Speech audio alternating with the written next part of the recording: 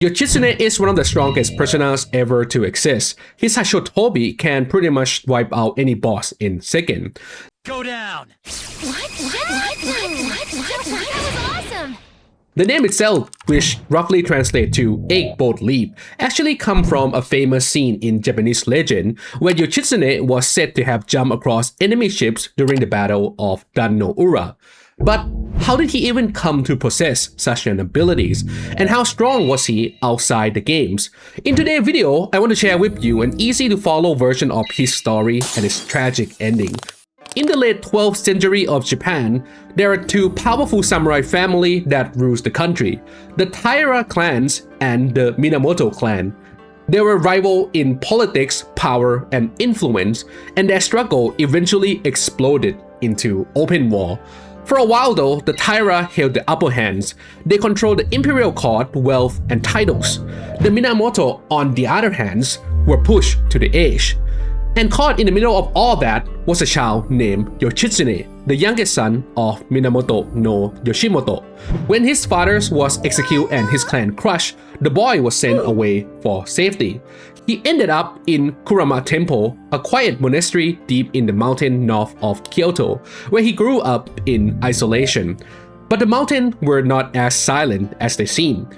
In this telling, the spirit of the mountain, the Tengu, took interest in the lonely child. They were said to be half humans, half bird creature who mastered the art of war. Legends say they trained Yoshitsune in secret, teaching him how to move without sound, leap through the air, and even strike faster than human sight.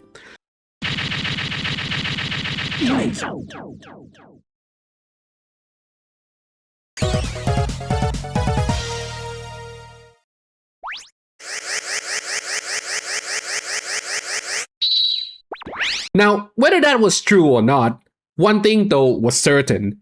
The mountain gave him time to grow stronger. It turned loss into focus and solitude into skill. And when Yoshitsune finally left those mountains, Japans would remember his name forever. Around that same time, another man was also making a name for himself in the capital of Kyoto, a warrior monk named Benkei. He was huge and feared by almost everyone. Though one raised in a temple, he had grown tired of the pride and corruption he saw among both monk and samurai. And to challenge that arrogance, Benkei made a vow. He would defeat 1,000 armed warriors and take their swords as trophy. Night after night, he stood guard on Gojo Bridge, stopping anyone who tries to cross. One by one, he defeated them all, and by the time summers passed, Benkei has already taken 999 swords, which meant only one sword remained to fulfill his vow. The singular item that you now hold is possessed of a power beyond your ken. You will deliver it unto me.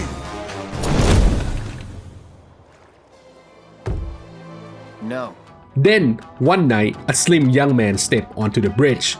Benkei challenged him as usual, expecting a win just like any other night. But when the fight began, he began to realize something is different. The young man moved with incredible speed and struck even before Benkei could even react. The fight pretty much ended almost as quickly as it begins, and Benkei lay defeated for the first time. And when the battle was over, Benkei realized that he was facing none other than Yoshitsune of the Minamoto clan, who had returned from the mountain. Humble, Benkei knelt and swore lifelong loyalty to Yoshitsune as his retainer. Not long after Yoshitsune and Benkei joined forces, Japan was on the verge of another civil war. The old rivalry between the Taira and Minamoto clans had actually never truly ended. The Taira still ruled the capitals, but their power was beginning to fade, and the rebellion was rising in the east. At the center of that rebellion was Yoshitsune's older half-brother Yoritomo, who began gathering the remaining Minamoto forces and called for a new campaign to overthrow the Taira once and for all. Hearing the news, Yoshitsune and Benkei set out to join him. With Yoshitsune now fighting under the Minamoto banners, the war against the Taira began in full. The first major battle came at Ichitotani, a fortress the Taira thought was impossible to attack. Their stronghold sat between the mountains and the sea, protected by the cliff no army would dare to climb.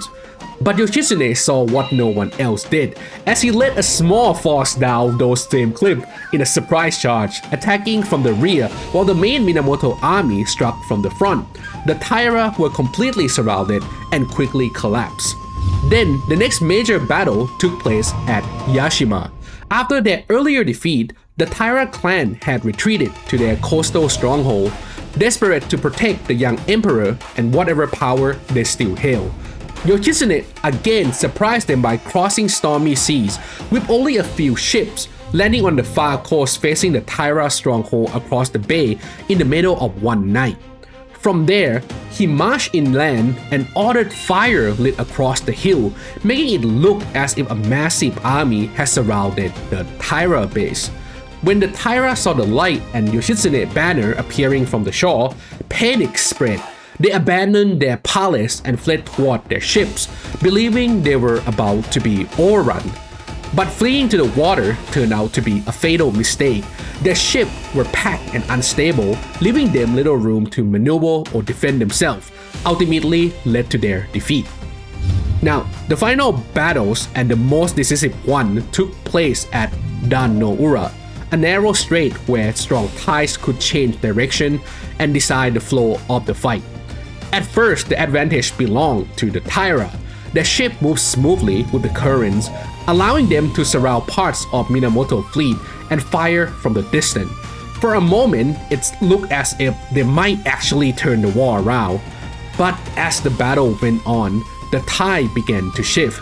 The current reversed direction, now pushing in the favor of the Minamoto. The sudden change threw the Taira formation into chaos. Their ship began drifting out of position, colliding with each other and losing control of their movement. And to make things worse, in the middle of all that confusion, one Taira commander's defect, turning his ship and his men against his own clan. With that, Yoshitsune ordered an all-out assault, pressing the advantage while the enemy was struggling to stay afloat. And just like that, the Taira were gone, and the Genpei War had ended. That said, while everyone sang praise for Yoshitsune's names and accomplishments, his growing fame also began to cast a shadow back at home. And that shadow belonged to his brother. After the war, Yoshitsune returned to Kyoto as a hero, but in Kamagura, his older half-brother Yoritomo saw things differently. As the new head of the Minamoto, he began to see Yoshitsune's glowing fame as threat to his own authority. Then, on one fateful day, the retired emperor showed his gratitude by granting Yoshitsune permission to receive orders directly from the imperial court without needing to report to Yoritomo first. This angered Yoritomo, who soon branded Yoshitsune a traitor. To escape his brother's wrath, Yoshitsune fled north with Benkei and a small group of loyal followers. They crossed mountains and villages in secret, avoiding Kamagura patrol at every turn. Eventually, they reached a quiet northern land ruled by Fujiwara no Hidehira, an old ally of the Minamoto. Hidehira welcomed Yoshitsune warmly and promised to protect him. In a way, if you think about it, he had returned to where his story begins, back in the northern mountains surrounded by snow and silence. But this time, he wasn't alone. Beside him were friends and Conrad who believed in him, giving him the peace he never had as a child. But of course, that peace would not last forever, as we enter the final chapter of Yoshitsune's story. A few years later, Hidehira passed away from illness. He had ruled the northern lands for many years with a calm and steady hand, and his death left a silence that quickly turned to uncertainty. His son, Yasuhira, soon took control of the land, but unlike his father, Yasuhira feared Kamagura power and the consequences of defying Yoritomo.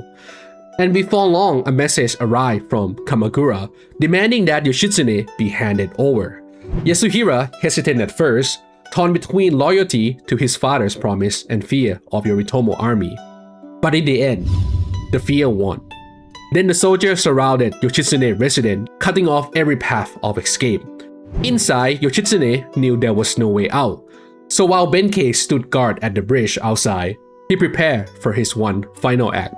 As the battle begins, Benkei faced wave after wave of attackers, remembering that it was also on the bridge when he had first met Yoshitsune.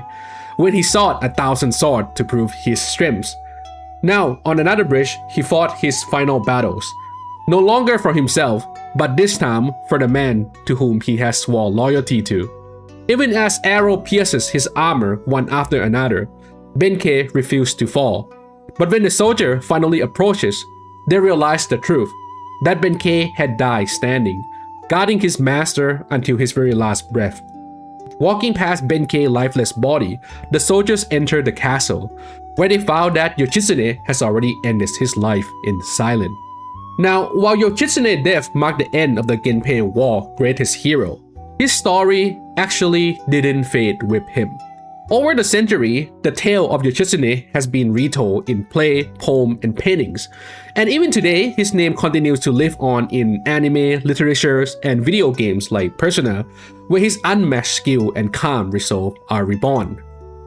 That said, I hope you enjoyed today's story, and as always, thanks to all the members for making this video possible, and to you of course for watching, and I'll be seeing all of you next time when lore and game meets.